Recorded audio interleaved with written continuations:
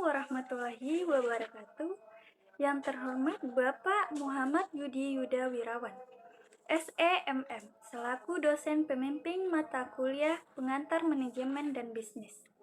Kami dari kelas 01 SAKP 015, program studi S1 Akuntansi.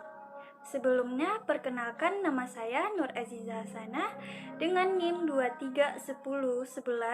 231011201403. Perkenalkan, nama saya Naila Rahmadani dari kelas 01 SAKP 015, NIM 231011200871. Nama saya Ratu Balki Selebes dengan NIM 231011201785. Perkenalkan, nama saya Pantasya Reginada Gomez. Saya dari kelas 01 SAKP 015 dengan nomor NIM 231011201266. Perkenalkan, nama saya Nabila Syani Fitri dari 01 SAKP 015 dengan NIM 231011201842. Video ini kami buat untuk memenuhi tugas kelompok mata kuliah pengantar manajemen bisnis. Pada kesempatan kali ini, kami akan mempresentasikan hasil studi kasus perusahaan berhasil dan gagal dalam mengimplementasikan konsep manajemen bisnis.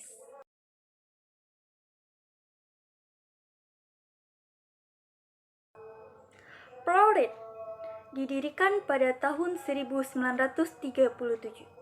Plorit adalah salah satu kisah sukses awal perteknologian tinggi. Asal Amerika, perusahaan menjadi populer pada tahun 1972 ketika mereka memperkenalkan SX70. Mereka yang menggantikan Plorit, Pelback lama dengan kualitas gambar yang berkembang pada saat itu. Pada akhirnya 90-an, Plorit berada di masa kesuksesan mereka. Pada tahun 2001, karena booming fotografi digital, perusahaan tersebut akhirnya mengalami kebangkrutan. Para pemimpin perusahaan terus percaya bahwa kertas cetak adalah apa yang diinginkan pelanggan mereka adalah orang-orang hebat yang gagal. Gary DiCamillo, CEO Plorit dari tahun 1995 sampai 2001, mengatakan dalam sebuah wawancara, orang-orang yang bertaruh pada hard copy dan media yang dapat diambil dapat dilihat dan dapat disentuh seperti foto yang akan dibuat. MacBook, Gary DiCamillo, orang-orang setelah saya itu adalah hipotesis utama yang saya percaya bahwa itu adalah sebuah kesalahan yang kami buat. Mungkin masih ada harapan untuk beberapa jenis foto dan nostalgia yang hanya dilengkapi dengan kamera Plorit. Dalam beberapa tahun terakhir, permintaan untuk kamera instan telah meningkat secara signifikan. Presiden dan CEO Plorit, Scott W. Hardy, menyatakan, ada nostalgia untuk fotografi instan untuk generasi konsumen yang tumbuh dengan itu. Ada hal baru untuk generasi konsumen yang tumbuh di era digital dan tidak pernah memegang aktual foto di tangan mereka hingga saat ini. Faktor-faktor Plorit gagal. Plorit kini tertinggal dalam beberapa teknologi utama, yaitu kamera digital dan kamera video. Perusahaan tersebut mencoba dan gagal memasarkan kaset video dan camcorder-nya. Sama seperti perusahaan tersebut meneliti dan mengembangkan kamera digitalnya. Mereka bahkan mencoba fotografi dan memindai 35 mm, namun itu saja tidak cukup. Faktor-faktor tersebut berasal dari dalam maupun luar perusahaan.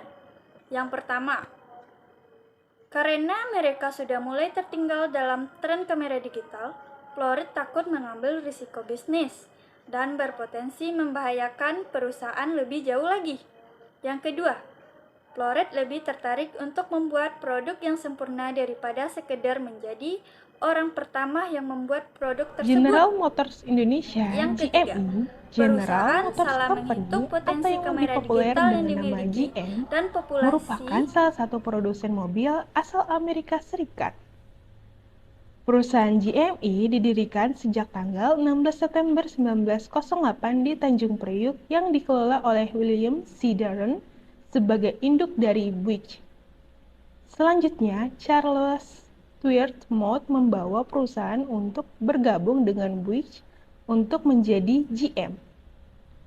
Pada tahun 1909, GM mengakuisisi Reliance Motor Truck Company dan Rapid Motor Vehicle Company guna memproduksi truk. Penyebab perusahaan GM gagal karena industri mobil Jepang lebih dahulu memasuki pasar Indonesia daripada GMI.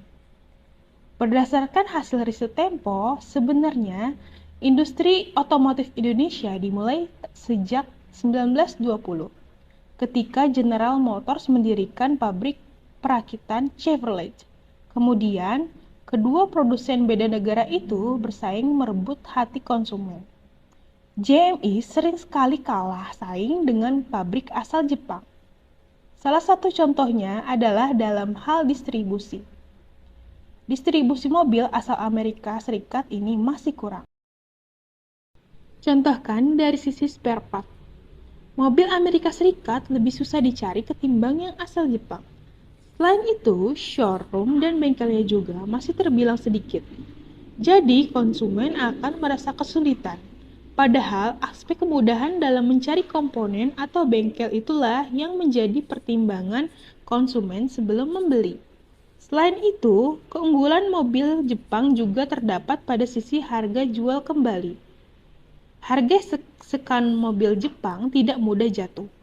Ini berbeda dengan harga jual kembali mobil GM yang harganya bisa turun drastis. Beberapa hal itu yang membuat GM susah menyalip mobil Jepang. PT General Motors Indonesia, produsen mobil Chevrolet, akan menutup pabriknya di Bekasi pada akhir Juni 2015. Berdasarkan data Gabungan Industri Kendaraan Bermotor Indonesia, Gaikindo, sepanjang 2014 penjualan mobil Chevrolet hanya mencapai 10.018 unit mobil. Penjualan terbesar terjadi pada Januari sebanyak 1.463 unit. BlackBerry Limited. BlackBerry gagal bertahan karena perusahaan begitu loyal dan membanggakan sistem operasinya. Masalahnya, di iOS, BlackBerry hanya ada sedikit aplikasi yang bisa diunduh dibandingkan pada iOS, Android, atau iOS. Di kedua iOS ini, pengguna bisa mendapatkan semua aplikasi yang mereka butuhkan di smartphone. Pada akhirnya, BlackBerry membuka toko aplikasi untuk aplikasi-aplikasi populer. Namun keputusan ini sudah sangat terlambat. Pengguna BlackBerry pun banyak yang merasa tidak suka memakai toko aplikasi BlackBerry karena dianggap tidak user-friendly dan layout aplikasi juga menghambat pengalaman pengguna. Sejumlah pengguna lainnya melaporkan masalah kinerja seperti nge-lag dan nge-freeze karena kesalahan pucuk pimpinannya, bahkan mungkin menjadi faktor terbesar. Mereka kadang terlalu percaya diri dan jadi sering salah prediksi.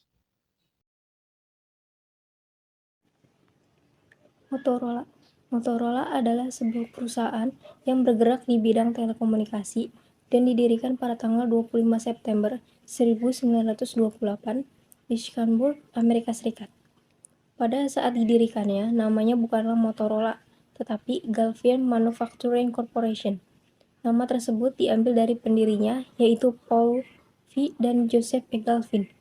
Pada awalnya bukanlah telekomunikasi, melainkan pembuatan baterai eliminator, atau di Indonesia dikenal dengan nama adaptor. Namun, produksi adaptor ini hanya berjalan dalam waktu yang pendek saja, hingga Paul Galvin memutuskan untuk banting setir dan memproduksi radio mobil. Paul Galvin menginginkan sebuah nama yang unik dan mudah diingat untuk produk barunya, hingga terciptalah Motorola. Motorola berhasil memproduksi telepon genggam atau telepon seluler yang pertama, mengalahkan rival-rivalnya. Ponsel genggam yang pertama diproduksi secara komersial adalah Dynatec 8000X. Pada tahun 1991, Motorola kembali menjadi yang terdepan dalam pengembangan telepon seluler. Setelah berhasil membuat dan mendemokan telepon seluler digital yang berjalan di atas platform GSM. Pada tahun 1998, Motorola mulai meredup dan kejayaannya berhasil dilampaui oleh Nokia dan lain-lainnya.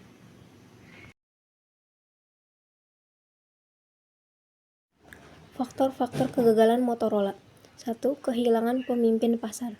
Pada masa puncaknya, Motorola adalah pemimpin dalam pasar penjualan ponsel. Namun seiring jalannya waktu, persaingan ponsel menjadi sengit seperti Nokia, Samsung, iPhone, dan lain-lain.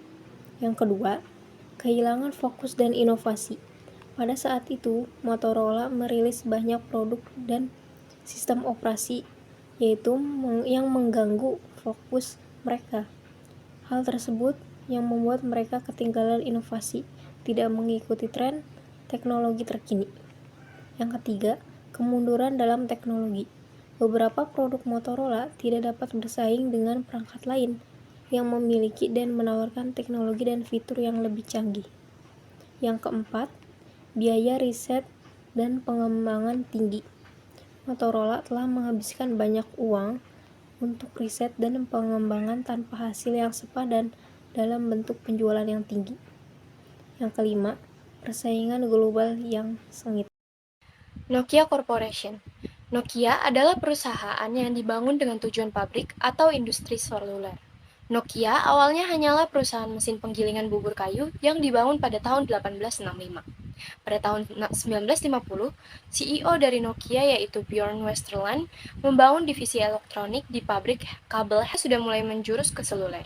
Pada tahun 1970, Nokia dan pabrik pembuat televisi Salora bergabung untuk mengembangkan telepon seluler. Lalu pada tahun 1980, seluruh Salora terintegrasi menjadi Nokia. Kini, sebanyak 2.100 seri ponsel Nokia mendulang sukses. Target penjualan sebanyak 500.000 unit berhasil diraih pada 1994 dan memiliki tenaga kerja sebanyak 54.000 orang. Produk Nokia terjual di 130 negara. Dan inilah beberapa faktor mengapa Nokia Corporation bisa gagal dalam mengimplementasikan manajemen bisnis. Yang pertama, terlalu sempit dalam mendefinisikan perusahaan mereka. Yang kedua, bergerak terlalu lambat. Dan yang ketiga, gagal berinovasi.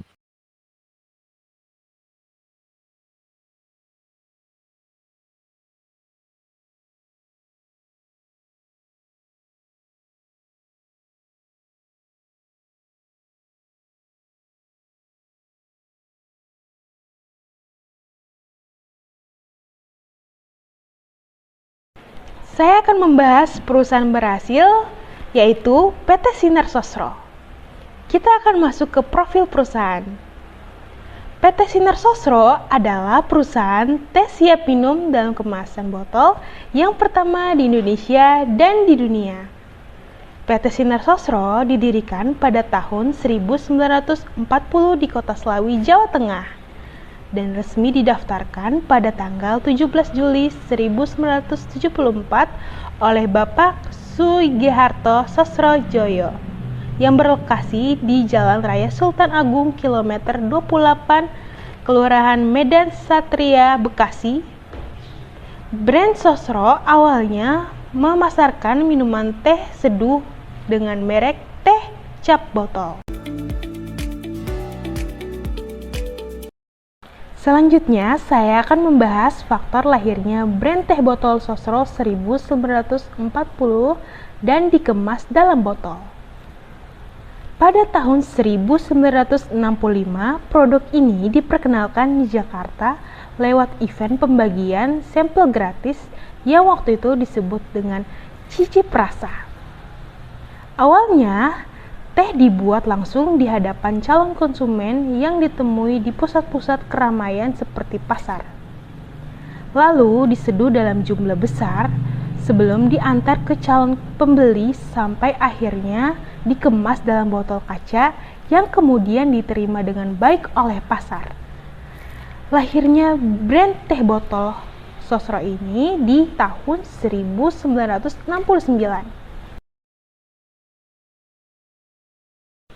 Ini dia beberapa pabrik dan produk yang diproduksi oleh PT Sinar Sosro. Sampai saat ini, PT Sinar Sosro sudah mempunyai 12 pabrik yang tersebar di seluruh Indonesia, yakni di Medan, Palembang, Jakarta, Tambun, Cibitung, Ungaran, Gresik, Mojokerto, dan Gianyar. Dalam pengembangan bisnisnya, PT Sinar Sosro telah mendistribusikan produknya ke seluruh Nusantara. Selain di dalam negeri, Sosro juga merambah pasar internasional dengan mengekspor produk-produk one-way packing atau non-bottle billing ke beberapa negara di Asia, Amerika, Eropa, Afrika, Australia, dan Kepulauan Pasifik. Saat ini, produk-produk yang diproduksi oleh PT Sinar Sosro adalah teh botol Sosro, Fruity Sosro, ST, Taps, Country Choice, dan air mineral Prime.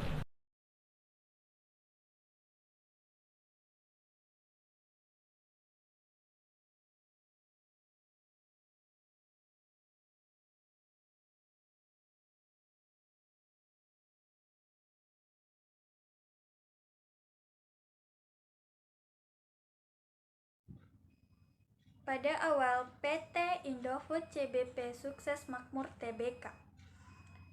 Divisi Nodle didirikan di Jakarta dengan nama PT Sanmaru Food Manufacturing Co. Ltd. yang berdiri pada tanggal 27 April 1970, yang bergerak di bidang pengolahan makanan dan minuman, sedangkan PT Sanmaru Food Manufacturing Co. Ltd. cabang Semarang didirikan pada tanggal 31 Oktober 1987. Diresmikan oleh Menteri Perindustrian Insinyur Hartanto dan Menteri Tenaga Kerja Siodomo. Pada tanggal 1 Maret 1994, PT Sanmaru Food Manufacturing Co. Ltd. dan anak perusahaan yang berada di lingkup Indofood Group bergabung menjadi sebuah perusahaan dengan nama PT Indofood Sukses Makmur Tbk yang khusus bergerak di bidang pengolahan Indomie instan. Kemudian pada tanggal 1 Oktober 2009, PT Indofood Sukses Makmur Tbk berganti nama menjadi PT Indofood CBP Sukses Makmur Tbk. Misi PT Indofood CBP Sukses Makmur Tbk Divisi Nodle Semarang. Yang pertama, senantiasa meningkatkan kompetensi karyawan, proses produksi, dan teknologi. Yang kedua, menyediakan produk yang berkualitas tinggi, inovatif, dengan harga terjangkau yang merupakan pilihan penyelenggara. Yang ketiga, memastikan ketersediaan produk bagi penyelenggaraan domestik maupun internasional.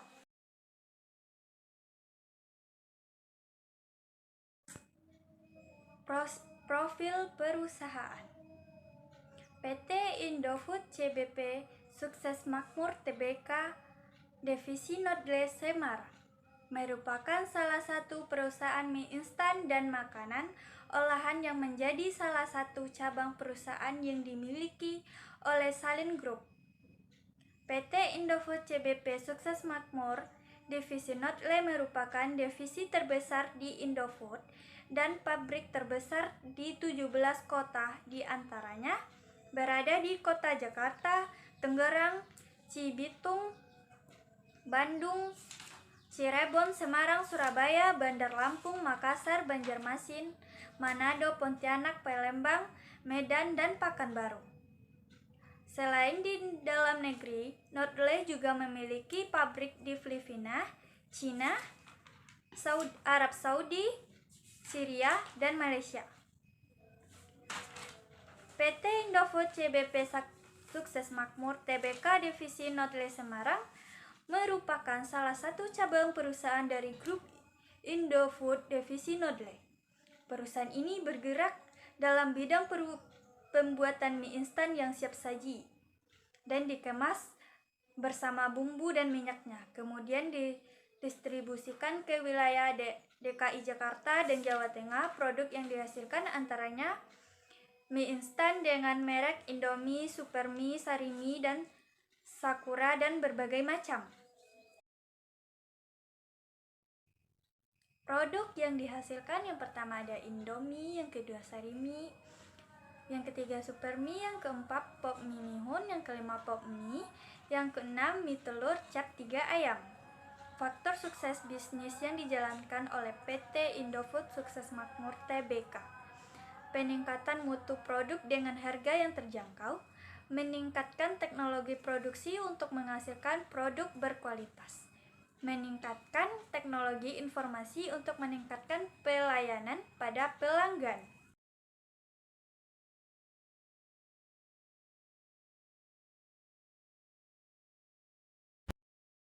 Gudang Garam Tbk. Awal mula bagaimana Zhou Jianhuye atau sekarang disebut Surya Wonowijojo dapat mengembangkan perusahaan rokok terbesar di Indonesia dimulai saat beliau tinggal bersama sang paman.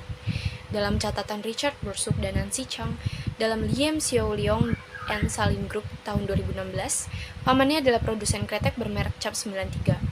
Pak Surya bekerja di perusahaan sang paman sekitar tahun 1950.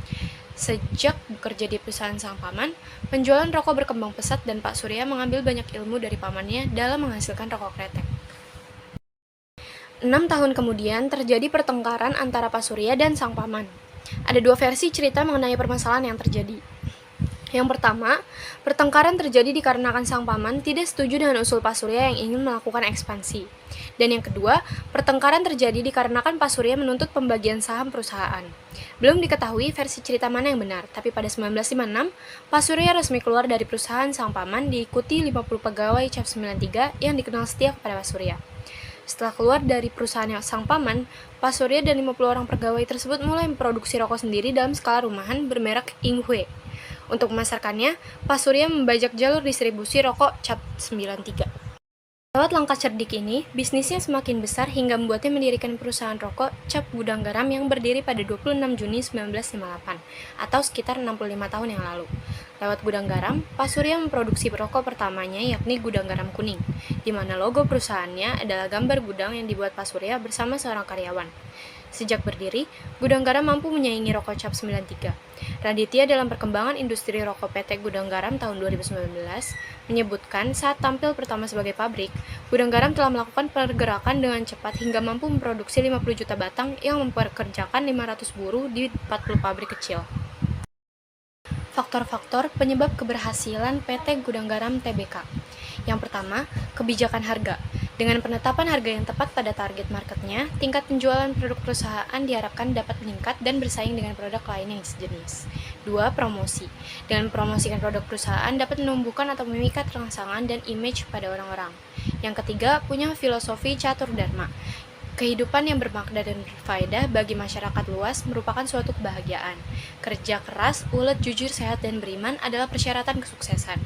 Kesuksesan tidak dapat terlepas dari peranan dan kerjasama dengan orang lain. Karyawan adalah mitra usaha yang utama.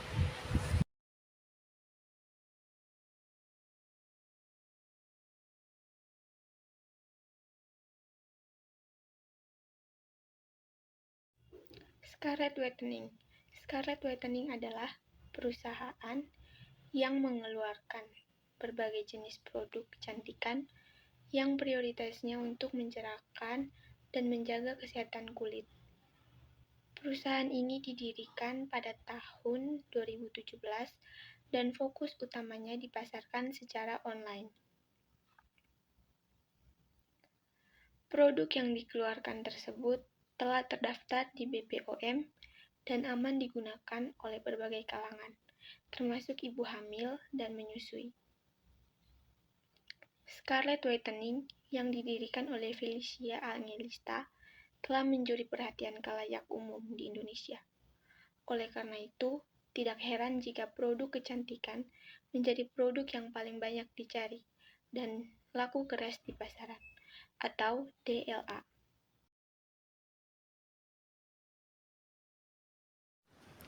Tesla Inc.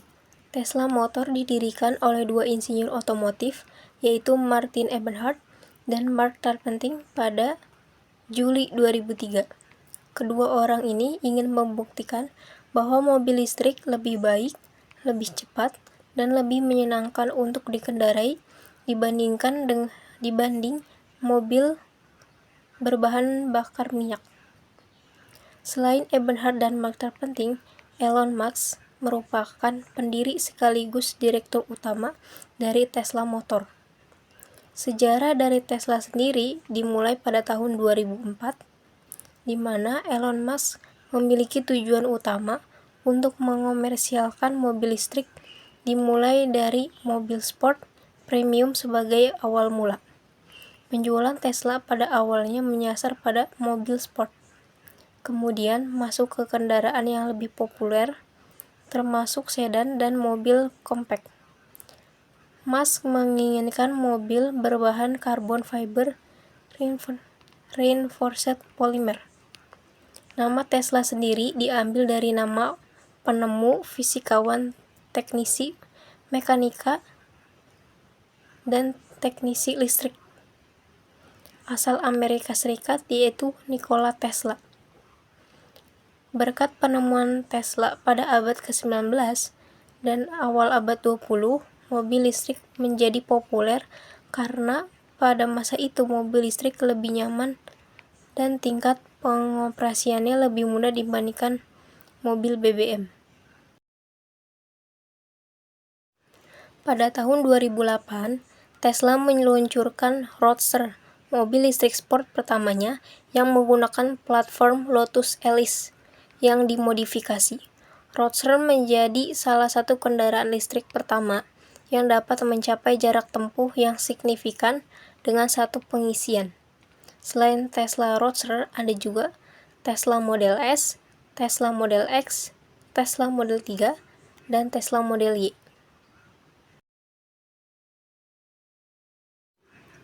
Alasan Tesla Inc. berhasil dalam mengimplementasikan konsep manajemen bisnis. 1. Inovasi teknologi. Tesla menjadi sukses dalam mengembangkan teknologi mobil listrik yang canggih dan performa yang unggul. Mereka berhasil mengintegrasikan baterai daya tinggi ke dalam kendaraan mereka, memberikan jarak tempuh yang lebih besar. 2. Kualitas produk. Produk Tesla seperti Model S, Model 3, dan lainnya dikenal karena kualitasnya yang tinggi dan fitur-fitur canggihnya. 3. Jaringan pengisian supercharger. Tesla membangun jaringan pengisian cepat yang luas yang memungkinkan pemilik Tesla melakukan satu kali pengisian dapat menempuh jarak 827 km, sehingga membuat perjalanan jarak jauh dengan mudah dan nyaman. Yang keempat, desain yang modern. Mobil Tesla memiliki desain yang modern dan estetik yang dapat menarik banyak konsumen yang rata-rata mencari mobil desain mewah dan stylish. 5. Mobil listrik yang efisien.